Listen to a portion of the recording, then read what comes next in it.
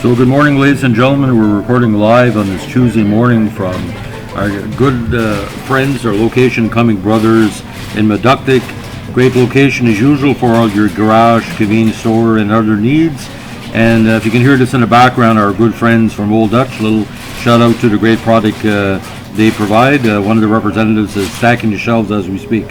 So it's all around, it's a great morning. Now today we're going to be talking about probably one of the most underrated players of the Montreal Canadiens dynasty of the 1970s. And I got this request actually during my print years for the Bugle Observer to put in my print sports file column.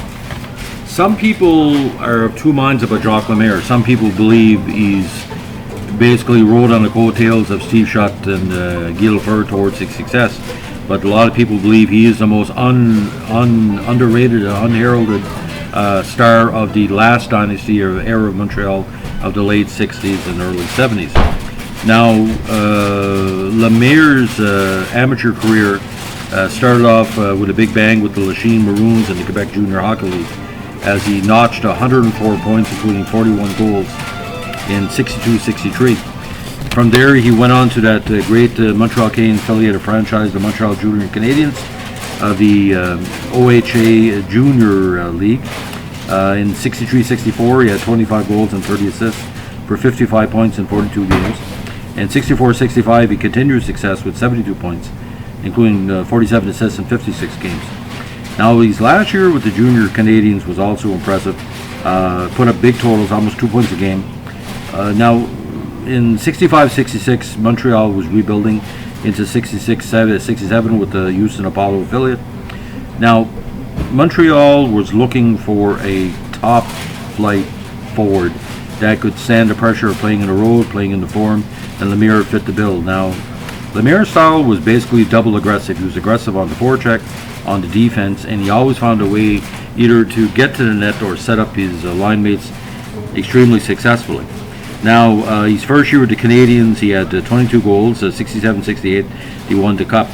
And Lemaire, there's no surprise that Lemaire was part of the great Cup run from 68-79 for Montreal, winning the Cup with the great teams of 1960, 68, 69, 71, 73, and from 76-79. Now, his biggest season, of course, was in that 72-73 season where he really came into his own with 95 points and 44 goals. Now, why Lemaire basically stands out is this. He was a real money player. Now, he was named one of the top 100 NHL players in 2007, and that's historical. He has to be at least top 50. Now, what's ironic about his playing career, technically, he scored 2 Stanley Cup winning goals, but one of them in 71 in Game 7 in Chicago against Tony Esposito on a rising shot that cut a 2-0 lead to 2-1, and Montreal later went on to win the Cup that year. He's always been involved in big moments in the NHL. Now, in 1977 and 79, he scored the Stanley Cup winning goals for Montreal. Now, only Mike Bossy, Bobby Orr, Henri Richard, and John Beliveau, including Toe Blake as well, have accomplished that feat. So it's a very, very high level of comparison in that category. Now, his biggest goals, of course, also included the 2-1 victory goal in overtime in Game 4 against Boston in the 77 finals, and of course the dagger to the heart of the New York Rangers in Game 5 in Montreal in 79 against the Rangers. You know, one of his infamous rising shots that he told me when I interviewed him at the International Hockey Tournament in Campbellton in the early 90s. His long shot, he always made it so the goalie couldn't know what's coming. Now, he was considered one of the most consistent players of his era, scoring at least 20 goals in 12 straight seasons, Final totals, 366 goals, 459 assists for 835 points, and of course, been in the Hall of Fame. Now, Lemaire's last years with Montreal are very confusing, and we're going to touch upon that. We're not going to talk about his post-success as a coach and developer.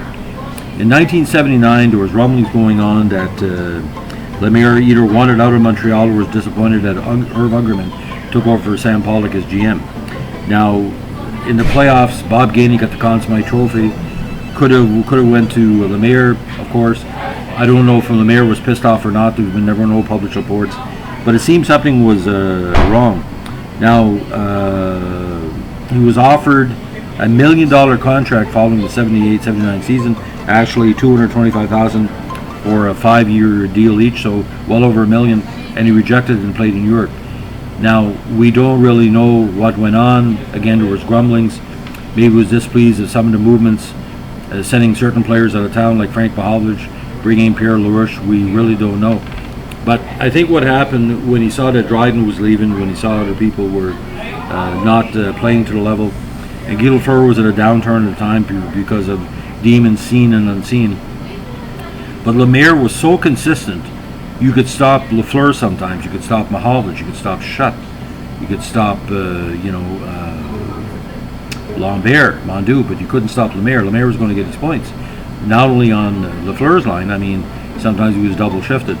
Now, Jacques Lemaire is, when I met him, I was very impressed. He's a very highly intelligent hockey mind. So for him to leave, and that's 40 years ago. Now, probably people said it's because of Scotty Bowman left. I don't know what relationship Dryden and Lemaire had with Bowman, whether they didn't want to, give him the just credit for what.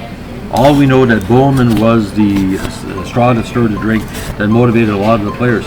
But Lemaire didn't need any motivation. Jacques Lemaire was Jacques Lemaire. Imagine Marc Messier in the 1970s with a better shot, better on defense, and really could do anything on the ice. And was a motivator in the dressing room and on the bench. The man was money. Now, if anybody has a chance out there or have met Jacques Lemaire, that's a moment that you will remember forever because he's a hockey man like Jean Beliveau. When I met Jean Beliveau, I was just so impressed with how much he not only knew about the sport because he played it for so many years, he had intuitivity on what worked and what didn't. And it's no surprise that Lemaire won a cup in New Jersey, has helped up the Maple Leafs, different teams through the years. But even in semi-retirement, he's an icon of the NHL, the Montreal Canadiens. Now, like I said, Bowman leaving was a big part of the whole breakdown of the Montreal Canadiens. But I said, Lemaire just played, not say for himself, but he played for pride, and he played for, he was very loyal to everybody, Lafleur especially, because like Dryden said in the book, The Game, you saw Dryden, you saw Lafleur, you saw Lemaire, the double L's, as we used to call them. So, on this beautiful Tuesday morning in Meductic, we wish you best wishes, and keep your stick on the ice, of course. But if you have a chance, go on YouTube, the old Jacques Lemaire goals are there, and look what happened in, against Chicago Game 7. I don't think there's any full video of Game 7, but to see the look on Esposito's face when Lemaire scored, and he said, he almost looked like he said, he got me again. But Jacques Lemaire has told so many anecdotes about hockey. Just to spend 30 minutes with him is worth like 2 years with any other modern player. He's that much of a hockey genius.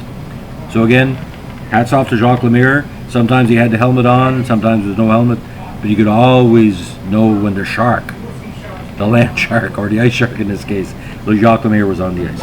Have a good day. Bye.